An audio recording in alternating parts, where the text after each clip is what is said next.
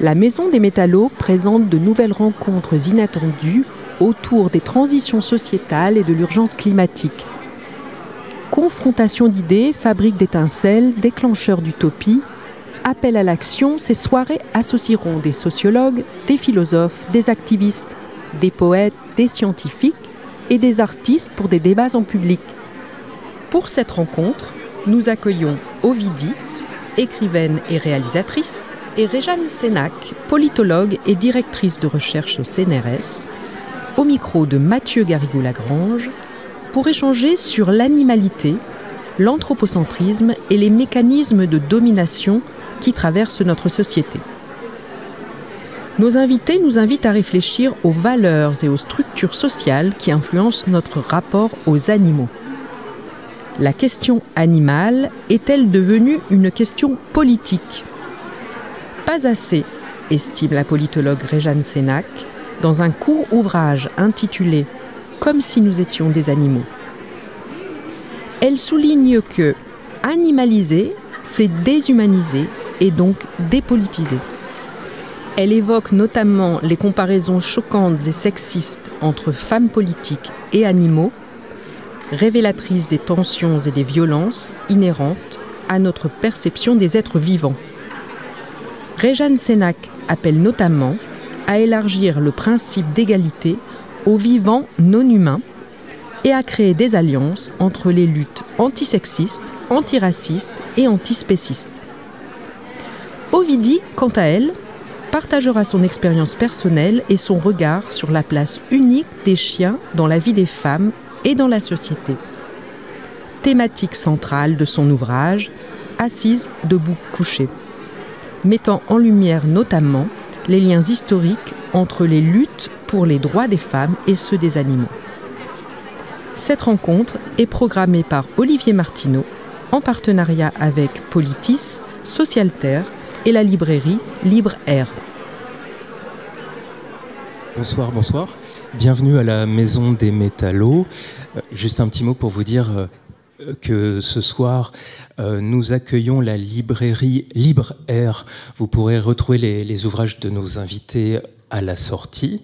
Il y aura un temps de dédicace, si vous le souhaitez, avec Ovidie et Réjeanne Sénac. Et remercier aussi nos partenaires médias ce soir, Socialterre et Politis. Voilà. Bonne soirée. Et voilà, je vous demande d'applaudir ou d'accueillir Ovidie, Réjeanne Sénac, Mathieu Garrigou-Lagrange. Bonne soirée.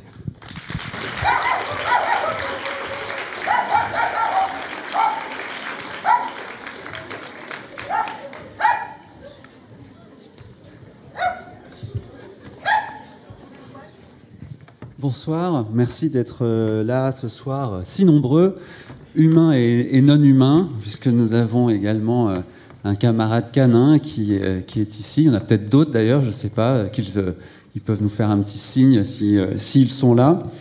Ce soir, donc, pour parler justement de ce rapport que nous avons aux animaux, de ce que les animaux disent aussi de nous et de notre société. Aujourd'hui, ce soir, on va poser des questions telles que pourquoi est-ce qu'on assimile parfois des humains à des animaux? Qu'est-ce que ça peut signifier? Pourquoi est-ce que parfois les animaux sont considérés pour nous comme des objets? Qu'est-ce qui fait anthropologiquement ce rapport de domination des humains sur les animaux? On parlera aussi de l'amour des animaux et de qu'est-ce que c'est que aimer un animal et de comment peut-être les animaux nous aiment. Et puis également de la manière dont on peut réfléchir d'un point de vue juridique aussi sur ce que c'est que le statut de l'animal et sur comment on peut intégrer peut-être davantage et penser aussi pour les animaux dans notre société. Donc un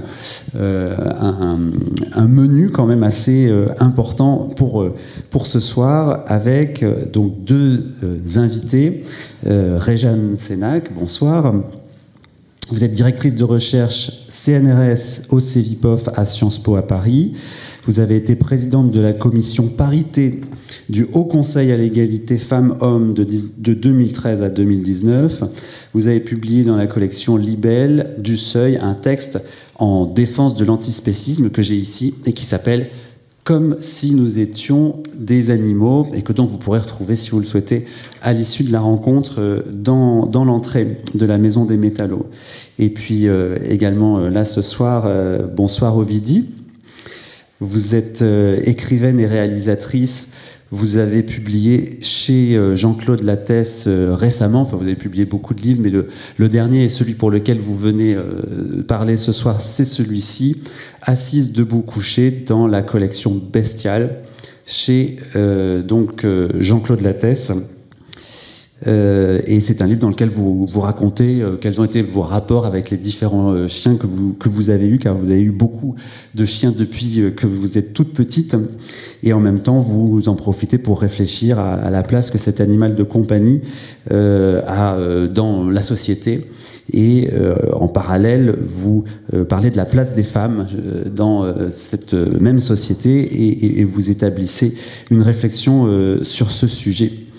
Alors je voudrais commencer peut-être justement avec vous, Ovidie.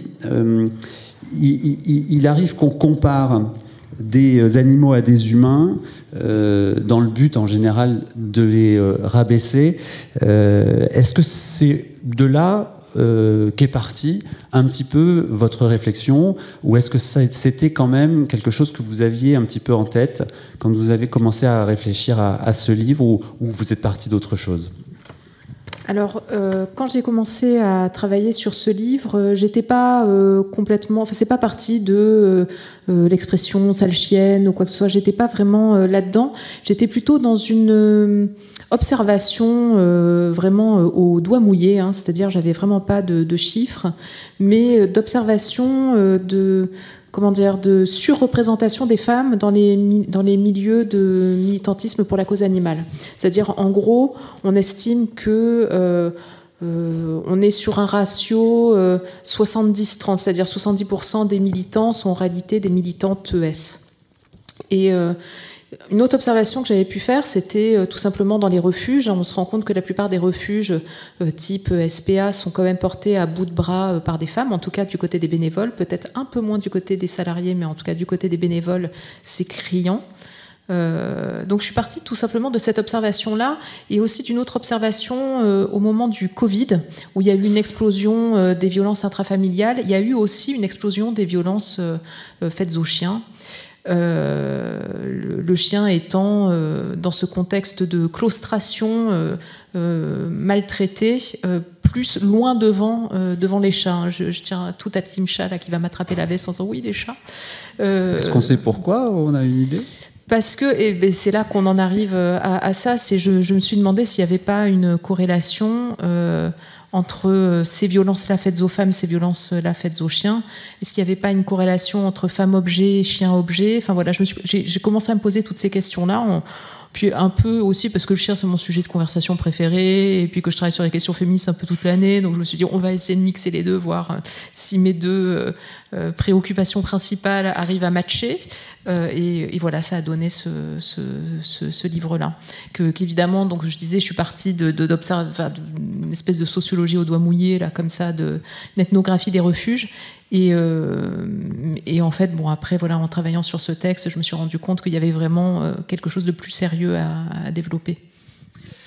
Donc, dans une première partie de votre livre, vous poussez cette comparaison entre justement la manière dont les chiens sont traités et la manière dont les femmes ont pu être traitées dans la société. Est-ce que vous pourriez développer un petit peu ce parallèle que vous faites?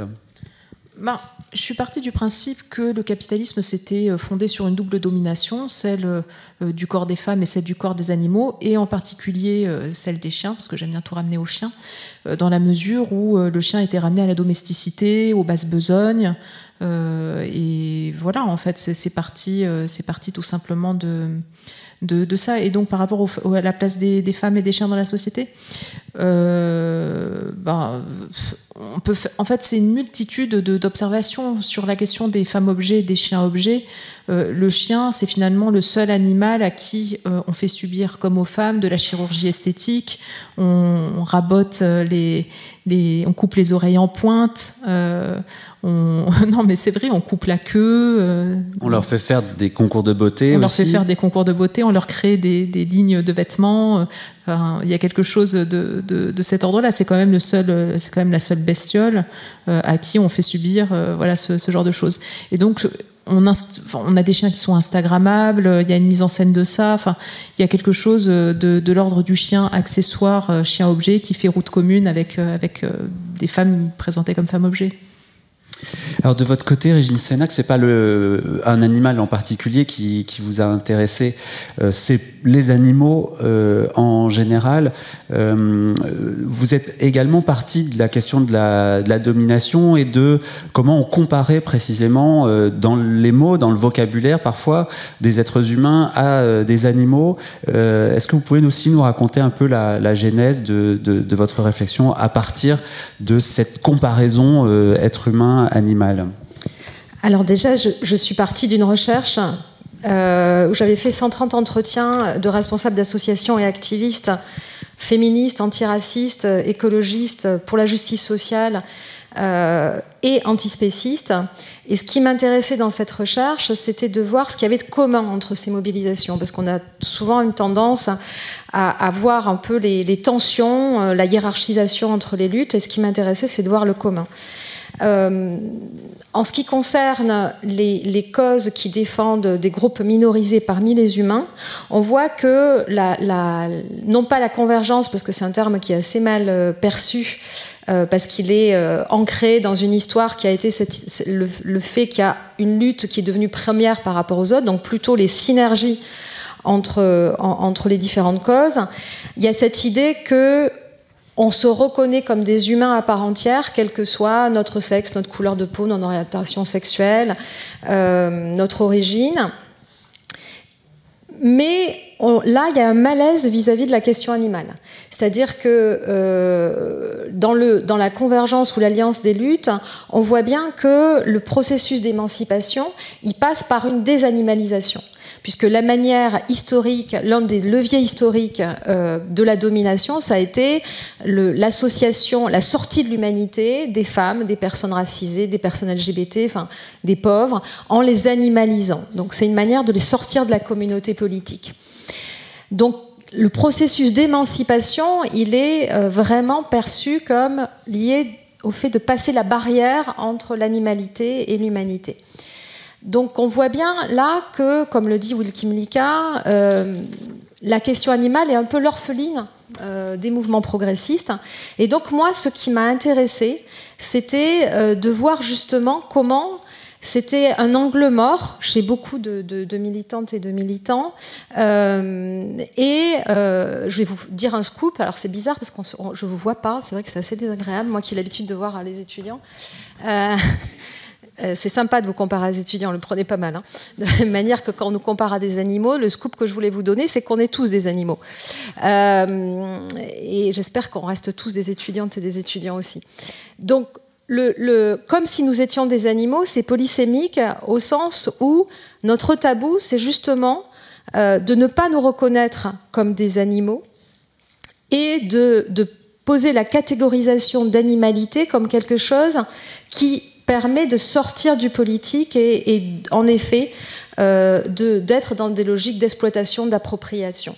Donc mon travail dans ce petit bouquin qui fait suite à un bouquin plus épais qui s'appelait Radical et fluide, les mobilisations contemporaines, c'est de mettre un peu dans le débat, et je suis heureuse qu'il y ait cette discussion ce soir, et il y en a de plus en plus et je m'en réjouis, de reconnaître le sujet de quel est le titre en fait, du débat de ce soir. Qu'est-ce que le rapport aux animaux dit de nous? Il dit de nous qu'on a été fondé dans la société, notre démocratie moderne a été fondée, alors là je vais casser l'ambiance, je vous préviens, comme le dit Achille Mbembe, sur du nécro-pouvoir. C'est-à-dire que notre rapport au pouvoir, il est fondé sur notre capacité de laisser vivre ou de mourir, ou de faire mourir, ou de tuer. Et que les dominants, justement, c'est ça leur pouvoir. sur les personnes racisées à travers la colonisation, l'esclavage, sur les femmes à travers les violences jusqu'au féminicide, et encore aujourd'hui dans notre rapport avec les animaux non humains. Ovidie, qu'est-ce que vous envisagez par rapport à ce que vient de dire Réjeanne Sénac? Est-ce que vous partez d'une expérience qui est plus une expérience de la relation directe avec les chiens que vous avez eus? On racontera un peu peut-être ces histoires parce qu'elles sont jolies. Et l'aspect politique, tel que Réjeanne Sénac le développe dans son livre, comment est-ce que vous l'envisagez? Comment j'articule les deux? Un peu de la même façon que j'aurais pu articuler un texte qui parlait de violence sexuelle, et comment je l'aurais articulé avec comment j'aurais articulé ma propre expérience avec une réflexion politique plus large. Je pense que les deux, moi, les choses me semblaient finalement assez évidente, parce qu'il y avait tout un tas de thématiques communes. Par exemple, le parallèle qu'on peut faire entre les féminicides et les canicides, par exemple. Vous pouvez développer ce point ? Alors, je vais développer ce point-là en espérant ne pas me faire taper sur les doigts, car nous avons une spécialiste des canicides dans la salle, Catherine Pinguet, qui a travaillé sur le canicide d'Istanbul de 1910, car je ne sais pas si vous connaissez l'histoire, mais si vous avez peut-être vu L'île aux chiens de Wes Anderson, mais en fait l'île aux chiens a vraiment existé. En 1910, il y a eu plus de 30 000 chiens qui ont été déportés sur une île au large d'Istanbul. Donc ça, c'est un des canicides dont je parle effectivement dans le livre, mais en fait il y en a eu d'autres, des canicides, il y en a eu dans toutes les grandes capitales européennes, principalement à la fin du 19e siècle. Il y en a eu un à Paris en 1878. Entre 1878 et 1879, il y a eu quelque chose comme 15 000 chiens qui ont été massacrés, 15 000 chiens errants. Alors c'est assez intéressant d'ailleurs de voir que c'est arrivé à un moment où le chien comme animal domestique, animal de compagnie plutôt qu'animal domestique, comme animal de compagnie a fait son apparition, au moment où le chien devient animal de compagnie, au moment où il met une laisse. À ce moment-là, c'est à peu près à la même période qu'on massacre les chiens. Donc ce qu'on entend par canicide, c'est un massacre systématisé des chiens. C'est pas juste tuer son chien. C'est un massacre systématisé avec mise en place d'une organisation de la mort, c'est-à-dire comment on les capture, comment ensuite on les parque, comment est-ce qu'on les tue, est-ce qu'on les étrangle, est-ce qu'on les tue au bâton, est-ce qu'on les noie. Il y a même eu des procédés assez barbares à New York. On plongeait les chiens dans des cages dans l'eau en fait, et ils mouraient noyés comme ça. Au Mexique, on les mettait dans des bassins, on jetait des électrodes, ils mouraient électrocutés. Donc mise en place, il y a eu la création des chambres à gaz aussi, qui à la base étaient destinées, et malheureusement ont été présentées à l'occasion de l'exposition universelle, je crois d'ailleurs de 1878, c'était destiné aux chiens. Donc il y a eu ce qu'on entend par canicide, c'est ça, cette organisation de la mise à mort et ensuite de la récupération, c'est-à-dire derrière récupérer les graisses, récupérer la peau, en faire des gants, etc. etc. Donc voilà, pour la définition de canicide, et du coup je me rappelle plus ce que c'était. C'était le rapport avec les féminicides, mais on pourrait ajouter aussi les animaux qui sont tués parce qu'il y a des couvées qui sont trop importantes. Et ça, c'est quand même quelque chose qui, sans doute, existe toujours.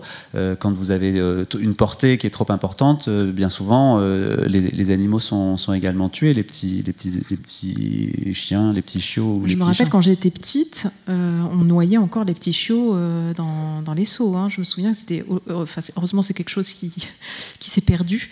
Mais je me souviens quand j'étais gamine, pas dans ma famille, hein, pas chez moi, hein, mon père ne noyait pas les chiens dans les seaux, mais ça se faisait. Je me souviens que ça se faisait effectivement quand il y avait.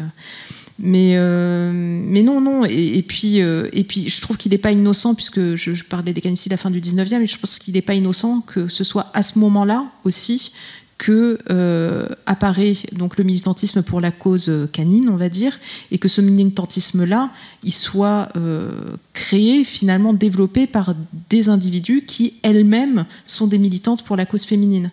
C'est-à-dire ce sont des militantes pour la cause féminine de la fin du 19e siècle qui ont finalement pris la défense donc, de ces chiens et qui plus largement, on peut songer aussi à Marguerite Durand qui a créé le cimetière d'Asnières. C'était aussi la directrice du journal La Fronde qui était un journal féministe. Donc il y a eu dès la fin du 19e siècle des passerelles entre militantes féministes. Il y a eu aussi Louise Michel, on ne le sait pas, mais Louise Michel, elle a fait partie des premières militantes anti-vivisectionnistes de la fin à ce moment-là. Donc voilà. Je ne sais pas si j'ai l'impression qu'on s'est éloigné de votre question. Non, mais c'est bien, c'est une très bonne réponse. Il n'y a pas de mauvaise réponse de toute façon. Peut-être pour creuser un petit peu encore la question de la déshumanisation par le vocabulaire. Qu'est-ce que ça signifie donc de traiter quelqu'un de chien ou de traiter quelqu'un de chienne et comment est-ce que en partant de là on peut avoir une vision sur la société qui vise à la transformer, c'est-à-dire en comprenant ce que ça signifie, peut-être par la loi d'ailleurs, qui est parce qu'il y a une vision assez juridique dans votre essai, transformer cette société. Est-ce qu'on peut faire ce chemin entre traiter quelqu'un de chien ou de singe par exemple et arriver finalement à en tirer des conclusions qui sont des conclusions juridiques? Réjeanne Sénac. Alors pour faire le lien avec ce que vient de dire Ovidie, il est sûr que celles et ceux qui expérimentent la domination, l'exploitation, l'appropriation sont sans aucun doute les plus sensibles à ceux qu'on fait subir aux animaux non humains. Donc c'est absolument pas étonnant que des féministes en particulier aient été partie prenante de ces luttes. Sur la manière dont, par exemple, quand Véronique Massonneau, députée, alors qu'elle prenait la parole à l'Assemblée nationale, donc un autre député avait caqueté et ça avait entraîné toute une polémique, ou quand Christiane Taubira est comparée à un singe. Bien entendu que ce qu'on comprend à travers ces analogies, c'est un renvoi à un sexisme ou un racisme constituant et fondamental. Et on a raison de le percevoir comme ça. Elles ont raison de le percevoir comme ça. Pour autant, ce que je pense important, c'est à la fois de tenir compte de cet héritage, de ne pas le nier, mais que ça ne fasse pas écran à la prise en compte d'une forme d'empathie, d'une communauté d'empathie qui doit s'étendre à tous les êtres qu'on appelle des êtres sentients, c'est-à-dire qui sont en capacité de ressentir des émotions dont la souffrance, et qu'il y a une forme de cohérence à avoir de la part de celles et de ceux qui veulent vivre dans une société qui ne soit pas une société d'exploitation et d'appropriation, tout en tenant compte de cet héritage, se disent aujourd'hui, comment est-ce qu'on peut être cohérent aussi vis-à-vis de ces animaux non humains ? Et ne pas le prendre pour une insulte, enfin savoir que ça peut être une insulte dans la bouche de certains et de certaines, mais qu'il y a une forme de solidarité aussi à assumer. Et voilà. Donc ça, je pense que c'est un double mouvement qui n'est pas simple, mais qui est nécessaire. J'ai l'impression qu'on est dans ce moment-là. On est dans un moment hyper paradoxal, éminemment complexe aujourd'hui sur plein de choses. Et comme le dit mon collègue Vincent Tibéri, on assiste à la fois à une droitisation, pas qu'en France, en particulier au niveau des élections. On va voir là bientôt les élections américaines, mais qui est une droitisation dans les urnes, liée aussi à une forte abstention, en particulier en France. Il y a une forme de populisme, de fermeture liée à un moment de crise globale. Et dans le même moment, quand on regarde les enquêtes sur les valeurs, on n'a jamais eu une France qui était aussi féministe, aussi antiraciste et aussi sensible à la question animale et contre la maltraitance. Donc je pense que sans vouloir mettre de l'optimisme, mais en étant lucide, je pense qu'on peut vouloir mettre de l'optimisme aussi. Non, je pense que pour être efficace, il ne faut pas être optimiste. Et pour survivre... Non, mais c'est vrai, je veux dire, c'est absolument pas utile d'être optimiste. Mais Ça peut être assez agréable parfois. je vous le conseille quand même. Alors c'est une joie qui va être de courte durée, je pense, et qui va créer pas mal de déceptions. Donc moi je suis plutôt de la team lucide. Donc la lucidité, c'est voir tout ce poids, toutes ces résistances, et dans le même moment de voir aussi que des sujets qui n'existaient pas existent, et ça il faut les porter. Donc sur les usages de termes, je pense qu'on a à faire un travail les uns et les autres, et les unes et les autres, pour ne plus prendre la comparaison avec l'animalité forcément comme une insulte, et Derrida nous y invitait déjà, et plein d'autres. Donc je pense que voilà, là il y a un moment historique qui me semble être un moment important. Et c'est ce que j'allais vous dire, et ce qui peut quand même générer un certain optimisme, c'est que cette soirée qu'on est en train de vivre ce soir, elle n'aurait pas eu lieu il y a 10 ans. Probablement, votre livre, le vôtre non plus, n'aurait pas été écrit il y a 10 ans. Il y a quand même un certain nombre de sujets qui sont posés dans le rapport aux animaux et qui n'étaient pas là il y a 10 ans.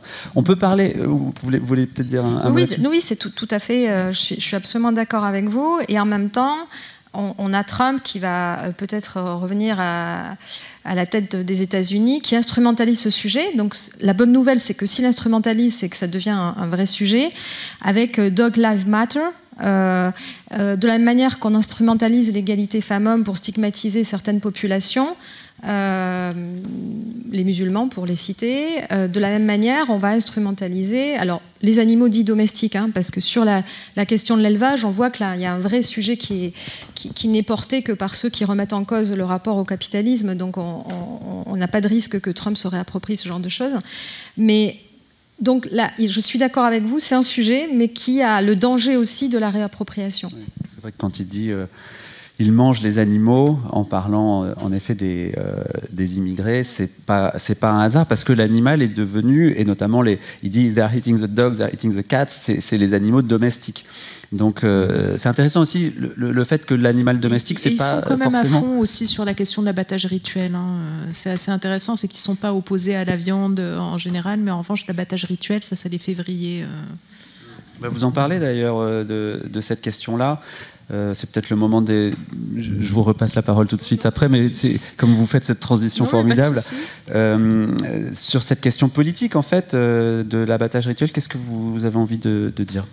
Alors, il y a une décision au niveau de la Cour européenne des droits de l'homme qui est intéressante, qui est récente, qui est de février 2024, si je ne me trompe pas, qui est intéressante parce que on ne peut pas accuser la Cour européenne des droits de l'homme d'être islamophobe, je pense, puisqu'elle avait déjà pris des décisions en particulier contre la chasse à courre.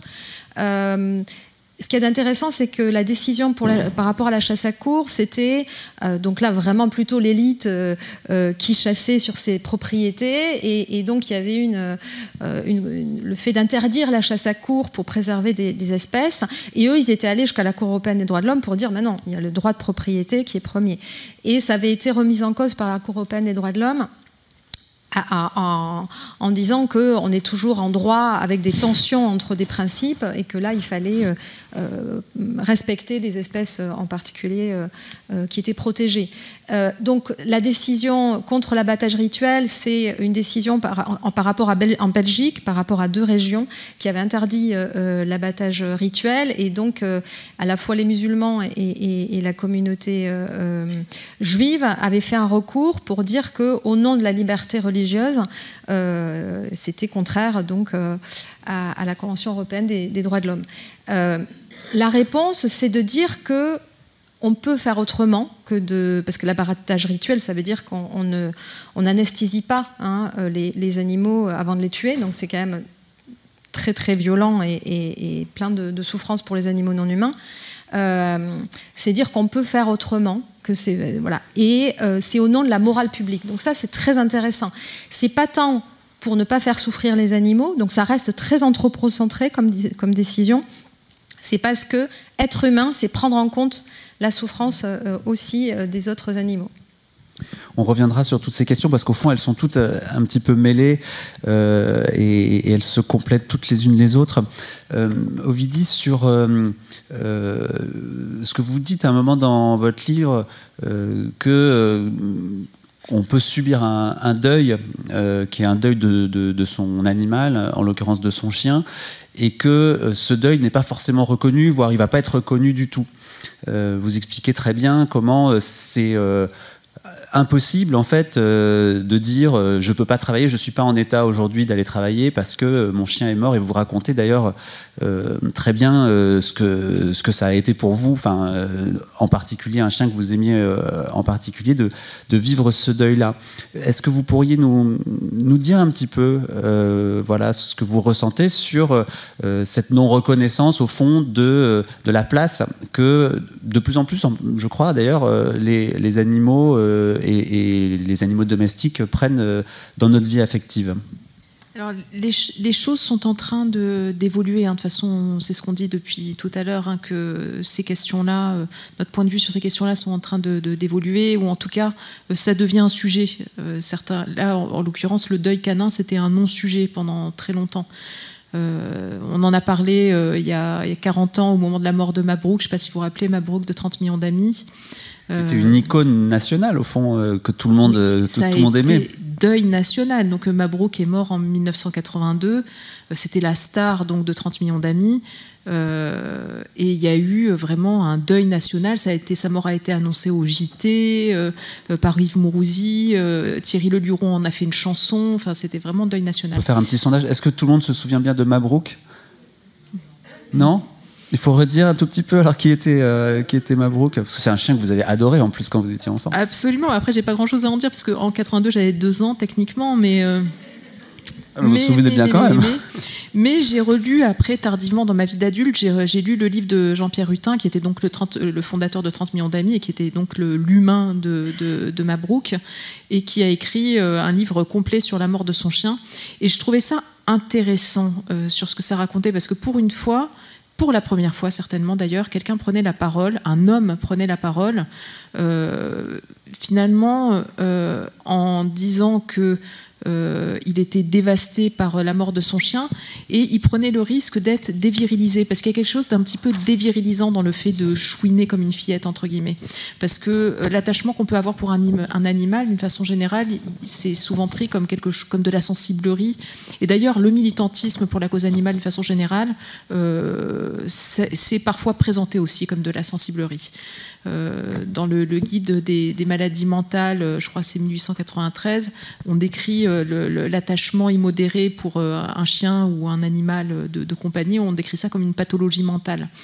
Et ça n'a pas tant évolué que ça, c'est-à-dire on continue à considérer qu'il y a quelque chose de l'ordre, oui, de la chouinerie, vraiment de la sensiblerie, de quelque chose d'irrationnel. Jean-Pierre Hutin, à ce moment-là, il dit non, moi je suis dévasté, j'ai autant souffert de la mort de Mabrouk que de la mort de ma mère. Et là, waouh, c'est quand même un petit peu choquant à une époque où le chien est vraiment un bien meuble, où on a le droit de tirer sur son chien, on risque rien, où c'est encore une période où si un chien ou un chat est sur votre terrain à moins de 200 mètres de chez vous, vous avez le droit de tirer dessus. C'est encore le cas ou pas?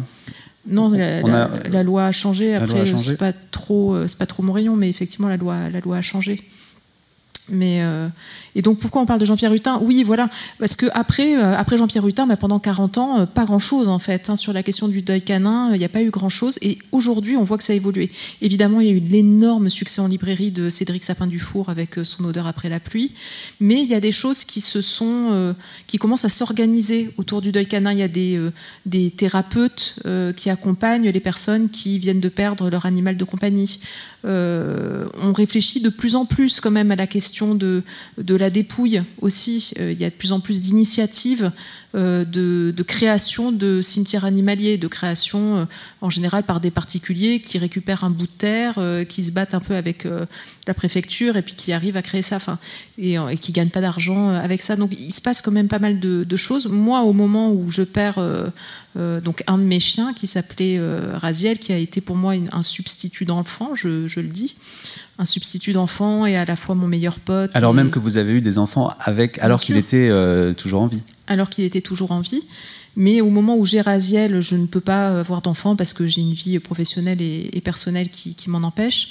Donc je prends ce chien-là et qui devient tout à la fois pour moi, qui devient mon meilleur pote, qui devient mon gardien aussi, m'a protégé dans énormément de situations de violence masculine, que ce soit intrafamiliale ou que ce soit dans la rue.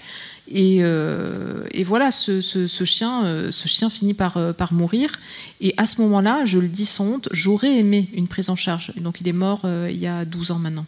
Et ben, il y a 12 ans, on n'en parlait pas tant que ça, en fait. Et il n'y avait pas de prise en charge. Moi, j'aurais aimé peut-être une prise en charge, voire médicamenteuse, parce que je pense que j'étais tellement dévastée et tellement en incapacité de faire quoi que ce soit à ce moment-là que je pense que j'aurais aimé peut-être qu'on m'hospitalise, en fait. Mais sauf qu'à ce moment-là, c'était inconcevable.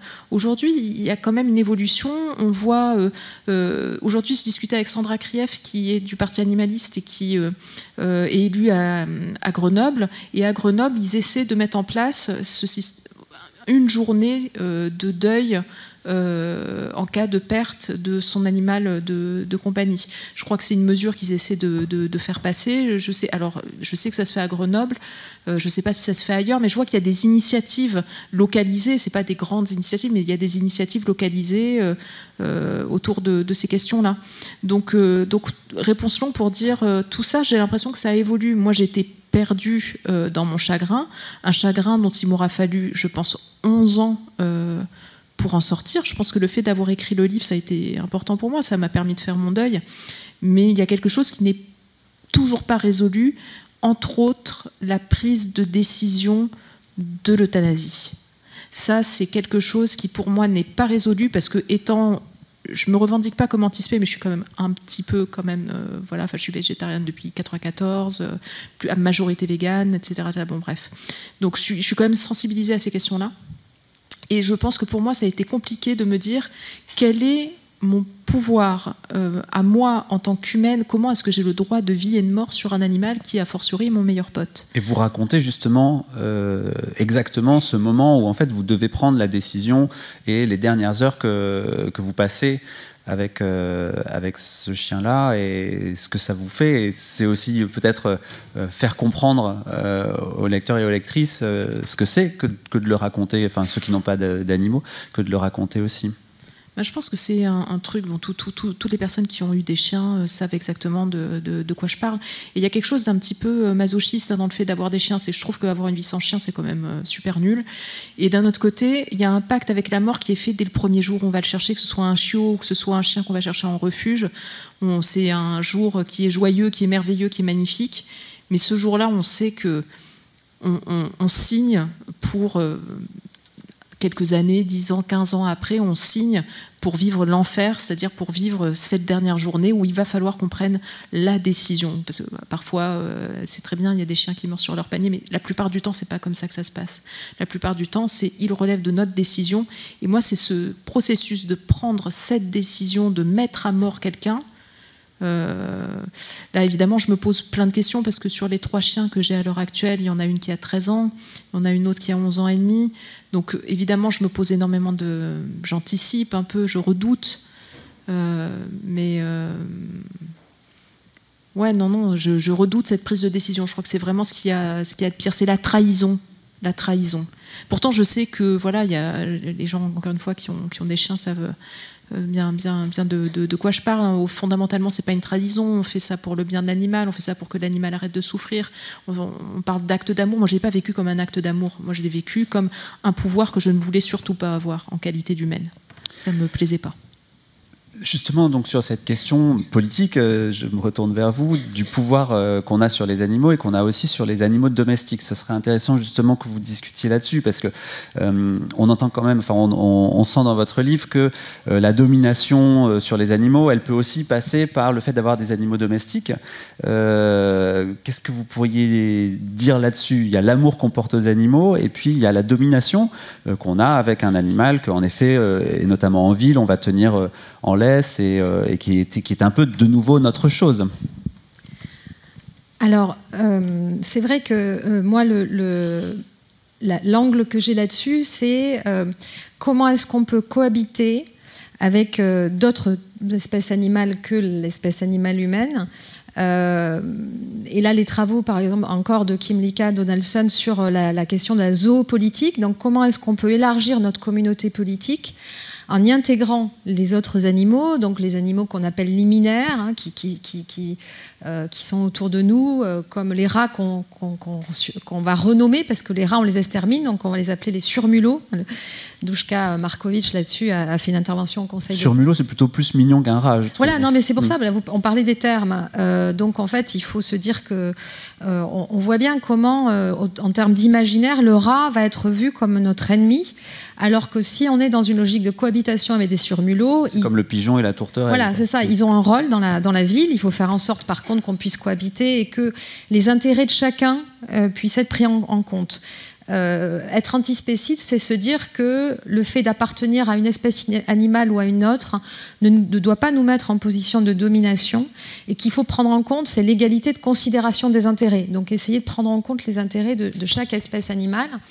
Donc il y a les animaux liminaires, il y a les animaux dits sauvages, et il y a les animaux dits domestiques. J'avoue que je trouve que c'est très ambivalent, très compliqué de savoir comment on peut cohabiter dans le domus, c'est-à-dire dans une même maison, en prenant compte de l'égalité, vraiment de leur intérêt. Hein.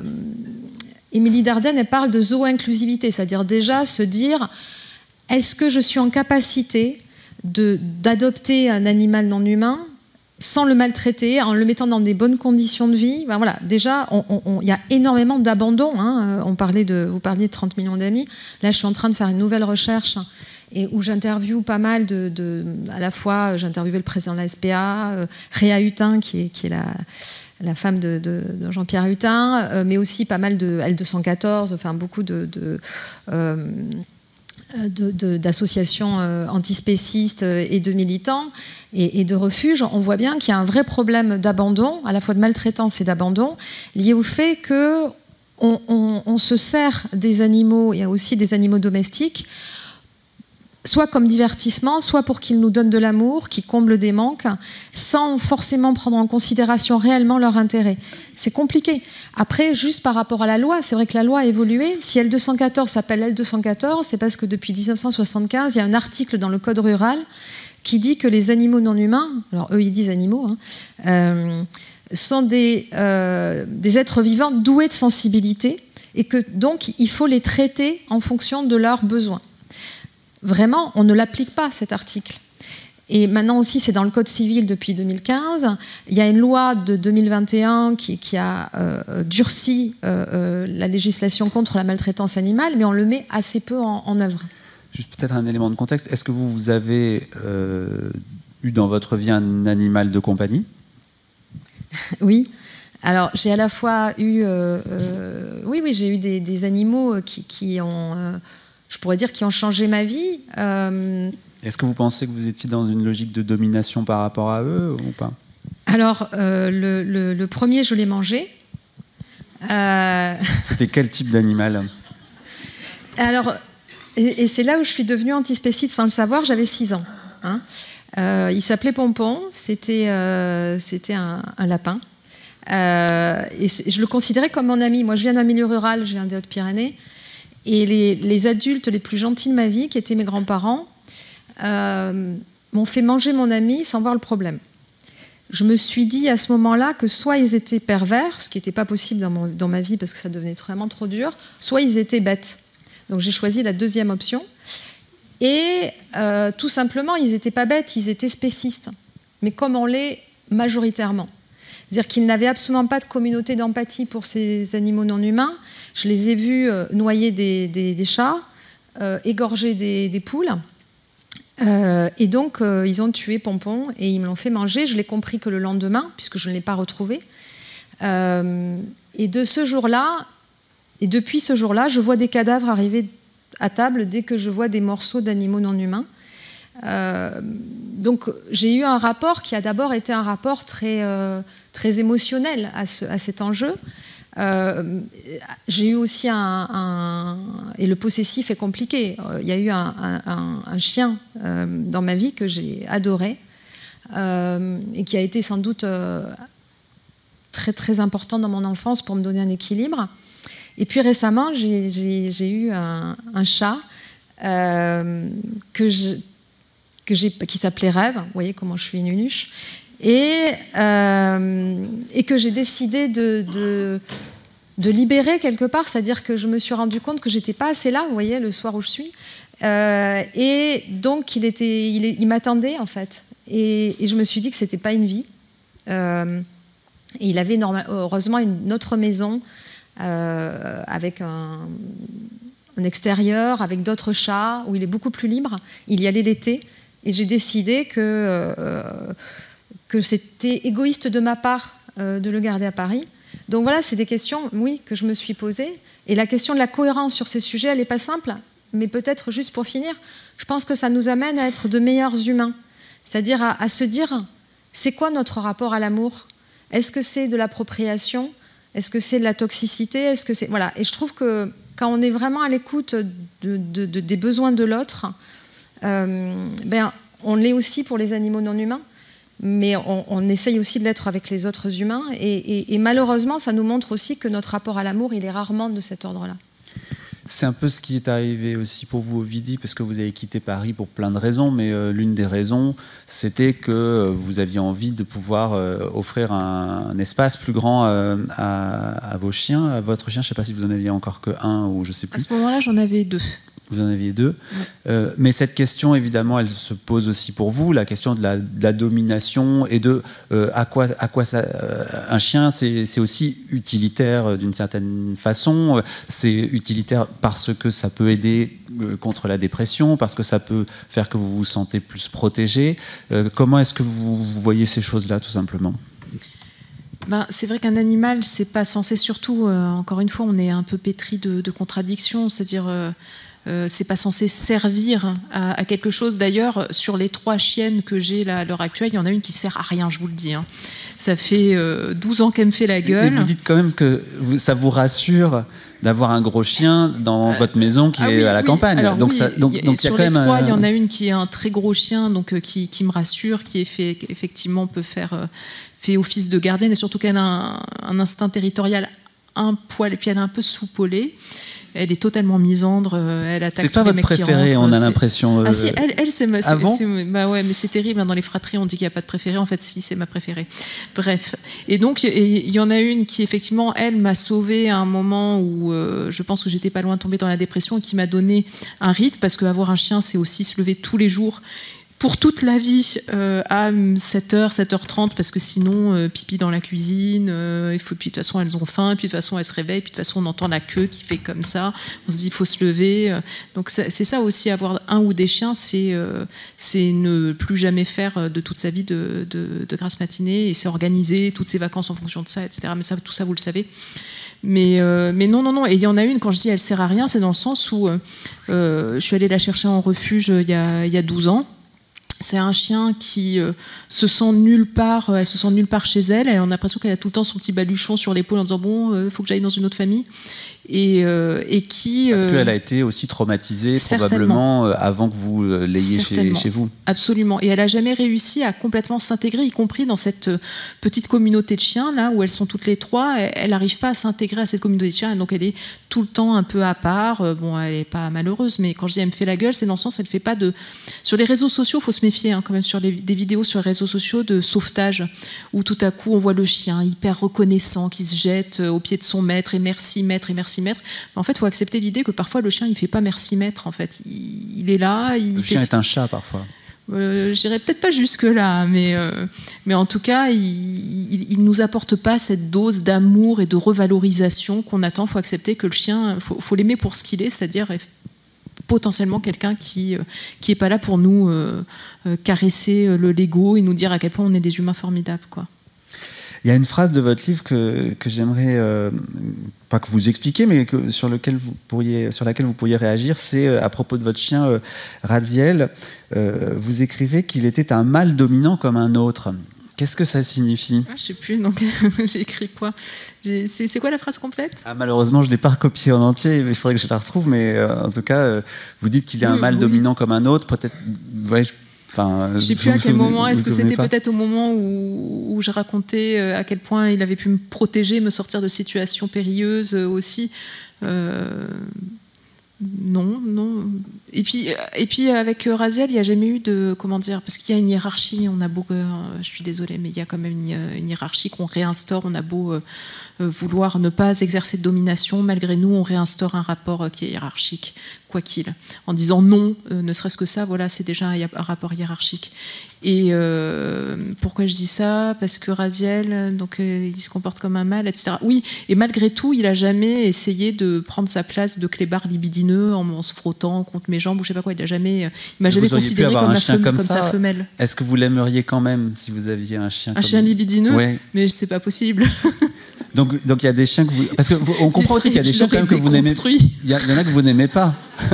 Bah oui, mais il faut les éduquer dès la naissance. Et parfois, vous ne les avez pas dès la naissance. C'est pas possible. Mais non, ça n'arriverait pas. Ah. Vous voulez pas réagir là-dessus?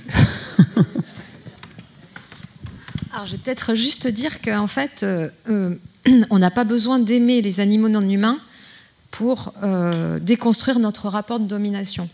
C'est-à-dire que là... si je vous ai répondu sincèrement sur mon histoire personnelle, c'est parce que je pense qu'on se rend compte aussi de la violence qu'on exerce sur eux quand on crée un lien d'émotion qui nous permet d'élargir notre communauté d'empathie. Mais, par exemple, il y a des collègues, il y a des hommes politiques que j'aime pas, et je ne vais pas les manger. Voilà. La loi vous l'empêche, cela dit. Hein. Voilà. Alors que la loi vous empêche pas de manger une vache, par exemple. C'est ça. Mais en fait, quelque part, je pense que je prendrais plus de plaisir à manger un opposant. Alors peut-être que la loi vous empêche de dire ça, en revanche. Surtout si derrière vous mettez un nom. Faites quand même attention. Non, je ne mettrai pas de nom. Mais je n'ai depuis Pompon, j'ai jamais. Pompon, vous connaissez cet homme politique qui s'appelle Pompon? Le lapin. Le depuis lapin. Pompon, j'ai jamais eu envie de manger d'animaux non humains. Et alors que depuis, j'ai pas eu envie de manger des... Mais vous voyez, alors je le fais un peu dans l'absurde, mais tout ça pour vous dire qu'on n'a pas besoin d'aimer tous les individus humains pour se dire humaniste. Et pour se dire qu'on trouve ça normal qu'il n'y ait plus la peine de mort. Bon, donc là, moi, je rigole, mais en fait, je suis contre la peine de mort, ça se voit pas. Alors qu'avec les animaux non humains, c'est la peine de mort. Et on parle de biopouvoir, je vous ai parlé de nécropouvoir, parce que je pense qu'on en est quand même encore, quand on est végane ou végétarien et qu'on explique que c'est pas pour notre santé, qu'on est très content qu'écologiquement ça soit une très bonne idée dans notre contexte, mais que c'est avant tout parce qu'on considère que c'est complètement injuste de soumettre des animaux non humains et de les manger alors qu'on peut vivre autrement. On n'a pas besoin d'aimer les vaches. Voilà. Donc, qu'il y ait des sentiments, des émotions, des sentiments, et moi je suis tout à fait d'accord avec vous, pour l'avoir expérimenté, je pense qu'on peut avoir une proximité avec des animaux non humains et un échange qui est de largement meilleure qualité qu'avec beaucoup d'humains. Voilà. Mais pour autant, c'est pas ça qui pour moi doit justifier qu'on remette en cause complètement, parce que c'est de ça dont il s'agit, notre mode de production et de consommation, si on veut être cohérent par rapport à notre rapport avec les animaux non humains. Sur, par exemple, la technologie de la viande cultivée. Donc vous savez qu'aujourd'hui, on peut faire de la viande à partir d'une cellule de canard, par exemple. Donc il suffit, avec un foie de canard, on fait pour l'éternité de la viande de canard. Qu'est-ce que vous pensez de ça? Parce que c'est encore pas permis en France, c'est permis dans d'autres pays. Alors je pense qu'on n'en a pas vraiment besoin, parce qu'en fait on peut vivre avec des protéines végétales. Mais moi, je pense qu'il y a une ruse néolibérale qui peut être positive là. C'est-à-dire que la ruse néolibérale, c'est l'idée que le capitalisme, il est malin et qu'il voit qu'il y a un marché. Et donc on voit, et moi je m'en réjouis, que maintenant dans les supermarchés, on peut acheter des tranches de jambon qui sont végétales, on peut acheter des fausses saucisses, on peut acheter... Moi, j'ai pas envie de ressentir ces goûts-là, mais c'est plus pratique et c'est plus accessible parce qu'il y a aussi une question sociale. Il ne faut pas que ce soit plus cher que le reste. Et donc, si ça permet qu'écologiquement, on ne continue pas à détruire notre planète avec des consommations d'eau dingues et qu'en plus, on n'élève pas, on tue plus de 2000 milliards d'individus non humains, enfin d'animaux par an. 2050, alors j'ai du mal même à 2050 milliards. Donc si on peut trouver des techniques pour ne plus le faire, moi je suis pour en fait. Alors bien sûr que c'est du business, mais tant qu'on est dans un monde capitaliste, ça passera que par le business. On va prendre des questions parce qu'il est 20h et on pourra justement creuser davantage tout ce que vous avez dit l'une et l'autre. Peut-être pour enchaîner un tout petit peu sur ce que vous venez de dire, est-ce qu'il y a une façon de droite et une façon de gauche, et ça vous l'abordez quand même dans le livre, de traiter cette question des animaux, parce que pas forcément en réalité, c'est pas forcément évident. Je pensais en vous écoutant par exemple à Brigitte Bardot. Ça m'intéresserait d'avoir votre avis sur Brigitte Bardot, et ça m'intéresserait d'avoir votre avis sur des hommes et des femmes politiques de gauche qui peuvent avoir une réflexion sur les animaux, ou ne pas en avoir d'ailleurs. Alors c'est un vrai débat sur est-ce que c'est une question transpartisane ou pas. Ça dépend comment on l'aborde. Je pense qu'il y a de manière authentique et de manière instrumentale, certains qui l'abordent comme le fait de vraiment prendre en compte la nécessité de faire le moins souffrir possible les animaux non humains. Donc on est plus dans ce qu'on appelle le welfarisme, parce qu'il y a aussi de l'abolitionnisme, de bien-être, animal, alors que l'abolitionnisme, c'est vraiment remettre en cause donc l'idée d'élever des animaux pour les tuer. Élever en plein champ, en plein air, des animaux, mais qui sont destinés quand même à être mangés. Voilà. Donc, je pense qu'on peut avoir... et Brigitte Bardot, je pense qu'authentiquement, elle a une vraie sensibilité, une communauté d'empathie qui a été élargie aux animaux non humains. Donc, je pense que c'est important de reconnaître cette sensibilité. Ce que je vois là, parce que dans l'enquête que je fais, c'est qu'il y a aussi l'idée d'une diversité tactique. Donc, ils ne vont pas forcément tous avoir les mêmes répertoires d'action. Il y en a qui vont être plutôt dans le plaidoyer, dans le fait de faire changer la loi. D'autres qui vont être plutôt dans la désobéissance civile, dans le fait de bloquer des abattoirs, d'aller sauver des animaux, avec une répression énorme, c'est-à-dire que si vous tuez justement des animaux, vous avez une peine minimale quand vous en avez une, même des animaux dits domestiques. Ou si, par exemple, moi je suis allée dans un parc animalier en Allemagne qui a récupéré des ours qui étaient maltraités dans une cave chez un dresseur français, qui a pris 150 € d'amende. Par contre, vous libérez 3 agnelles, vous avez 420 000 € d'amende. Donc on voit quand même que la résistance du système spéciste, elle est forte. Donc juste sur votre point, je pense que si on associe l'antispécisme plus largement à la remise en cause de tout système de domination et d'appropriation, ça peut être qu'à la gauche de l'échiquier. C'est-à-dire qu'on est vraiment dans quelque chose qui est... On ne peut pas, dans cette logique-là, être antispéciste sans être aussi féministe, antiraciste. Voilà. Si on l'associe à quelque chose qui est plutôt vraiment ciblé sur la maltraitance animale, alors là, c'est transpartisan. Ovidie, sur Brigitte Bardot et sur... votre livre n'est pas directement politique, en tout cas, je ne l'ai pas lu... en tout cas, pas en termes de droite et de gauche.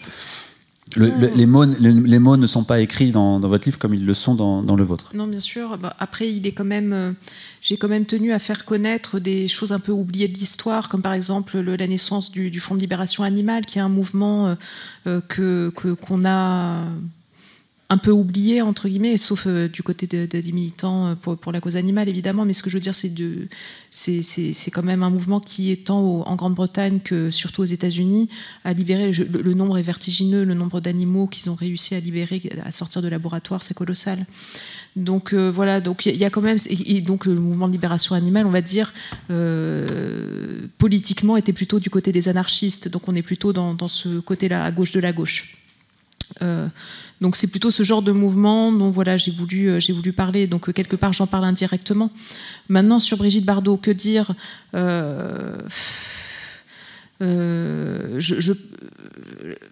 c'est compliqué parce que c'est compliqué. Mais voilà, parce que c'est compliqué. Et d'un autre côté, comment ne pas prendre en compte effectivement encore ce matin, je regardais des archives qui dataient de 2001 où elle est allée à Bucarest, où il a failli y avoir un énorme canicide là-bas de chiens errants. Enfin, sur certains points, on ne peut pas dire qu'elle n'a pas fait le job. Maintenant, voilà, maintenant c'est compliqué. Mais moi, je m'interroge quand même plus largement. C'est quand même un milieu qui est... La cause animale est quand même plutôt globalement portée par des gens qui sont soit de gauche, soit à gauche de la gauche, soit d'ultra-gauche, etc. Comment se fait-il que la plupart de nos représentants dans notre univers culturel et médiatique soient souvent des vieux réacs ou des gens d'extrême droite, en fait. Enfin, moi, c'est quand même ça. Moi, c'est plutôt la question de la représentation dans tout ce panorama de militants pour la cause animale. Comment se fait-il ? Mais après, pour revenir sur vraiment Brigitte Bardot en particulier, bon bah oui, non, ça craint ce qu'elle raconte politiquement, ça craint son obsession pour l'abattage rituel.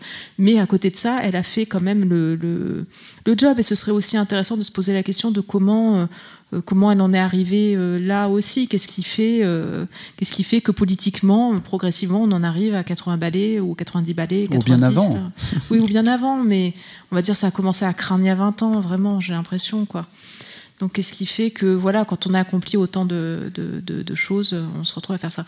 Mais après, moi, je sais pas si ça a déjà été dit ou lu, mais je sais même pas si elle est végétarienne, Brigitte Bardot, on le sait, ça, ou pas. Je suis même pas complètement certaine. Mais ces causes-là, pour les bébés phoques, admettons, puisque c'était quand même par là que tout a commencé. Ces causes-là, pour défendre les bébés phoques ou des animaux mignons, ça peut être un cheval de Troie pour, vers l'arrêt de la consommation carnée, par exemple. Moi, ça a commencé par là. Ça a commencé par l'empathie que je pouvais avoir vis-à-vis de mon chien quand j'avais 13-14 ans. Et à ce moment-là, je me suis dit, mais je ne mangerai jamais mon chien, donc je ne vais pas manger. C'est la même histoire que Pompon, c'est finalement. Voilà, oui. C'est l'histoire du lapin. C'est le même truc. Donc, le fait de faire des coups médiatiques autour, donc à l'époque, des bébés phoques, puis après les chiens, etc., ça peut aussi être une sorte de marchepied vers une implication plus importante pour la cause animale.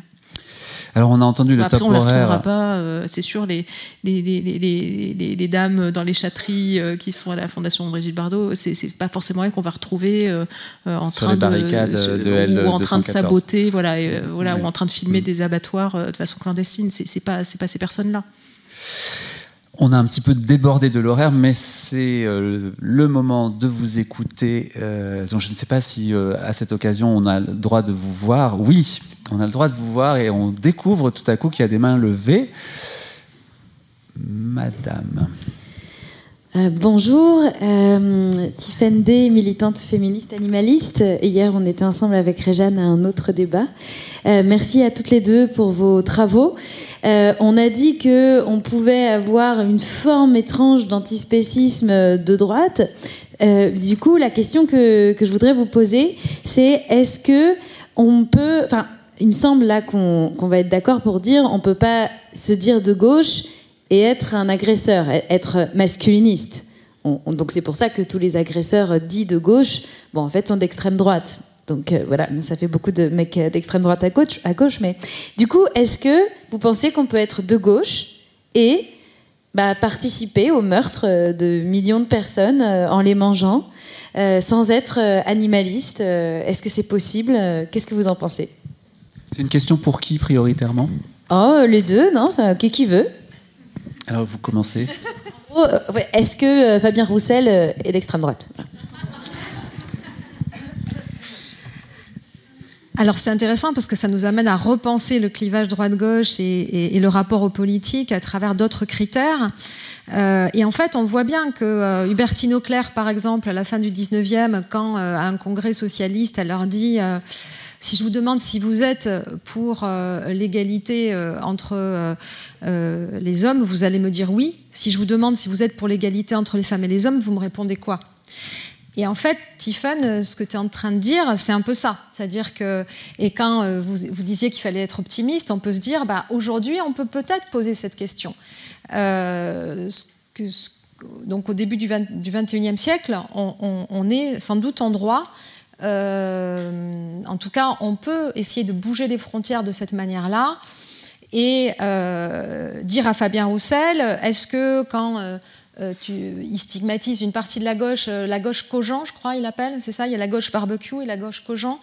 Je crois on peut manger de la viande chez Cogent, quand même. Ah ouais. Non.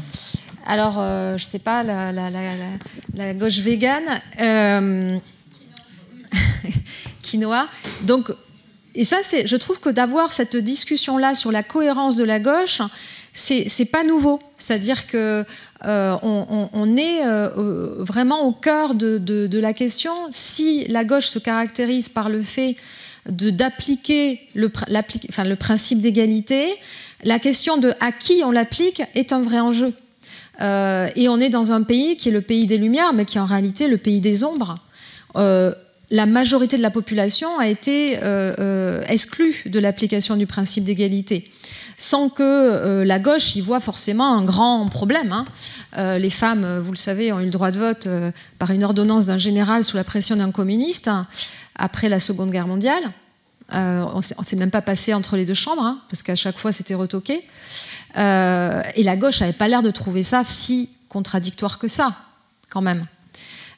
Donc, moi, si on se dit qu'en toute lucidité, la gauche n'est pas exempte de contradictions, mais que peut-être en la bousculant, on arrivera à faire avancer ces enjeux. Moi, là, dans l'enquête que je fais, je vois bien qu'il y a vraiment beaucoup de personnes qui, à l'intérieur de différents types d'associations, les soulèvements de la terre ou de collectifs, les soulèvements de la terre, Attaque ou plein d'autres, pose cette question-là de la cohérence ou de l'incohérence.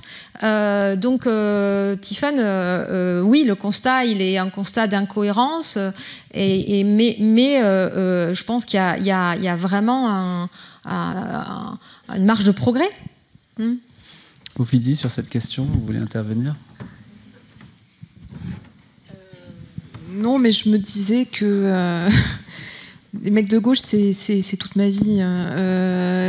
Et des mecs de gauche qui se comportent comme des mecs de droite, c'est encore plus toute ma vie. Donc on va dire des mecs de gauche qui baissent comme des mecs de droite, des mecs de gauche qui mangent comme des mecs de droite. Enfin, je veux dire... Il faudrait peut-être que vous essayiez les mecs de droite pour voir si ça se trouve... Et peut-être bien, en fait, finalement, comme ça, au moins on est moins déçus. Non, mais voilà, c'est un peu dans la continuité de ça. C'est-à-dire, on va avoir plein de gars qui vont défendre la justice sociale, et puis qui, à côté, une fois dans la sphère intime, et finalement, ce qu'on consomme aussi, on va dire que ça rentre dans cette sphère-là, en tout cas dans les habitudes du foyer. Et la façon de se comporter d'une façon générale dans ce même foyer, c'est des comportements qui effectivement sont des comportements de droite entre guillemets, dans le sens où il n'y a pas de réflexion autour de la domination dès qu'on passe la porte justement de ce même foyer, en fait. Donc c'est dans ce sens-là où je dis oui, il y a des mecs de gauche qui mangent comme des mecs de droite et qui tendent la patte effectivement au lobby de la chasse et tout ça, et on peut se poser la question de pourquoi ça sert. Est-ce que c'était vraiment nécessaire que Fabien Roussel il nous fasse son truc sur les barbecues? Enfin voilà. Est-ce que c'était...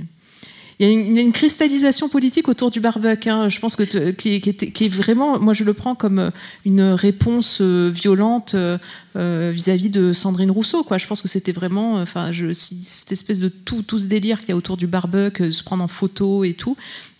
À la base, c'est quand même, je pense que c'était quand même fait pour agresser médiatiquement Sandrine Rousseau, et moi je le vois comme ça quand Fabien Roussel il est là, saucisse machin et merguez, je le vois un peu comme ça, comme dire oui, nous on n'est pas élitiste comme Sandrine Rousseau. Enfin, je pense que c'est comme ça qu'il faut le dire, quoi. Je pense que c'est plus grave que ça, au sens où c'est parce que Sandrine Rousseau elle appuie sur quelque chose de vraiment très important, qui est l'association du pouvoir et de la virilité à la viande, au fait de s'accaparer d'autres vies dans Mythologie de Barthes, il fait tout un truc sur le steak frites. Comment le steak frites a longtemps été un symbole aussi de la France, et avec cette idée que on dit qu'on le mange saignant, pas saignant. Il y a vraiment tout ce rapport au pouvoir dans l'accaparement de notre être vivant. Donc je pense que là, déjà qu'on en parle, que ce soit un sujet, même si au départ ça a été on a voulu disqualifier le propos de Sandrine Rousseau, je trouve que ça a quand même permis d'en discuter réellement. Après, je pense il va y avoir des désaccords, c'est-à-dire qu'il y a plusieurs gauches, et que là-dessus, on voit aussi qu'il y a cette opposition, cette idée que c'est élitiste. Le fait de se poser cette question, d'être antispéciste, il n'y a que les bobos. Je ne le crois pas du tout. Je trouve que moi, là, je fais un terrain, donc je suis des actions directes, et en fait, je vois des gens qui viennent de tous les milieux, qui sont de toutes les origines. Et je vais juste vous raconter, j'assiste par exemple à un cube de la vérité d'Anonymous for the Voiceless. Vous les avez peut-être croisés, ils sont avec des écrans et ils montrent des vidéos hyper violentes dans les abattoirs ou dans les élevages. Et il y avait une militante, une activiste, qui était... donc il y a cette idée que, voilà, on montre ce qu'on ne veut pas voir, hein, ce qu'il y a vraiment derrière les écrans de notre déni. Il y avait une activiste qui était racisée, qui vient et qui dit à celle qui coordonnait l'assaut comment on fait quand on veut arrêter une interaction. Elle lui dit, il faut que tu lui dis, je crois qu'on n'arrivera pas à se mettre d'accord, je vous souhaite une bonne soirée. Bon. Il dit, mais pourquoi, qu'est-ce qui s'est passé? Donc c'est dans le quartier à côté de Beaubourg. C'était une femme qui habitait le quartier, donc on peut la qualifier plutôt de bobo en l'occurrence, une bobo blanche, qui a dit à cette militante racisée que les questions animales, c'était qu'une affaire de bobo. Donc c'est elle, la bobo blanche, qui dit à une personne racisée... voilà. Donc en fait, il y a vraiment aussi cette disqualification dans l'opposition entre les classes populaires et les autres, alors qu'on voit qu'il y a beaucoup d'antispécistes qui le sont, parce que venant d'un milieu où ils ont vu cette violence en direct, ils ne peuvent pas être dans ce qu'on appelle la dissonance de la viande. La dissonance de la viande, c'est dire j'adore les animaux, je suis contre la maltraitance animale, et puis de manger de la viande sans voir le problème. Quand vous avez vu ce que ça a impliqué, vous êtes souvent plus sensible à ça. Donc je pense que et pour finir, il y a Sandra Guimarães, qui est une militante brésilienne, qui travaille avec les sans-terre du Brésil et qui leur dit, alors de ma manière que les mecs de gauche, là elle leur dit ne mangez pas comme les colons. Parce que le rapport à la viande, il est aussi souvent un symbole de progression sociale, le fait de pouvoir se payer de la viande ou de pouvoir avoir des animaux d'élevage quand on est agriculteur pauvre. Et elle dit, mais en fait, c'est pas ça, la réussite ou l'émancipation. Et donc, il faut s'émanciper aussi d'un modèle qui a été porté par le colon. D'autres questions dans la salle? Allez-y. Bonsoir, Sandrine Marquez, je suis féministe, c'est tout ce que je peux dire. Alors en fait, oui, il y a quelque temps, Emmanuel Macron a parlé de réarmement démographique. J'ai recherché l'expression parce que j'avais oublié. Et en fait, je ne peux pas m'empêcher de voir là, évidemment, un rapport de domination flagrant et aussi un gouvernement qui commence à s'occuper du corps des femmes et à les voir comme des purs objets de reproduction. Est-ce que vous voyez un lien aussi à cet endroit-là avec la manière dont on traite les animaux? Voilà, moi je vois un lien en fait dans les deux cas de rapport de domination où les femmes, comme les animaux, sont utilisées pour la reproduction. En tout cas, on voudrait, me semble-t-il, quand on parle de réarmement démographique, faire des femmes ces objets-là aussi de reproduction. Qu'est-ce que vous en pensez? Ovidie, peut-être pour commencer. Oui, certainement, dans le sens où il y a toujours eu une volonté de contrôler le ventre des femmes. Hein. On leur explique qu'elles font trop d'enfants ou pas assez, que ce soit dans le fait de les empêcher, et on voit bien en plus qu'il y a un retour de tout ça là depuis quelques années, mais la remise en question de l'IVG, donc les empêcher de pouvoir planifier les grossesses ou ne pas avoir de grossesse, en tout cas comme elles l'entendent, ou dans d'autres pays, les stériliser, les ligaturer. Mais donc oui, il y a une volonté du contrôle du ventre des femmes. La seule différence quand même on en parlait tout à l'heure, je parlais de Sandra Krief, mais encore une fois, on a eu cette discussion cet après-midi là-dessus, où elle me disait, mais en tant que féministe, l'insémination, quand on voit comment c'est fait, etc., c'est un viol, etc. Le seul bémol que je mettrais, c'est que c'est effectivement une maltraitance horrible, mais est-ce que à partir du moment où il n'y a pas cette dimension symbolique du viol, chez la victime, j'entends, est-ce qu'on peut encore considérer ça, il y a des termes, moi, que j'emploierais quand même avec... peut-être plus, alors je ne vais pas me faire des copines, mais avec lesquelles j'emploierais plus de prudence, c'est-à-dire, bien sûr qu'il faut y voir qu'il y a une intersectionnalité, à mon avis, entre la cause animale et le féminisme. Maintenant, et bien sûr qu'il y a ce parallèle à faire dans cette volonté du contrôle du ventre, et donc en faire des femmes et faire des animaux des objets de reproduction. Mais il y a certains termes, moi, qui me chiffonnent, comme viol, consentement, etc. C'est des termes que j'emploierais peut-être pas forcément dans ce cadre-là, mais ça n'engage que moi là-dessus. C'est plus sur le symbolique, l'absence de symbolique qu'il y a dans ce genre de situation. On peut parler comme ça sur un coin de table de viol organisé, de contrôle des ventes organisées, etc. Mais je suis plus embêtée. Quand, enfin bon, bref. Je suis pas forcément toujours très à l'aise d'un point de vue terminologie et sémantique sur ce point-là. Vous voulez rajouter quelque chose ou... Rapidement, oui.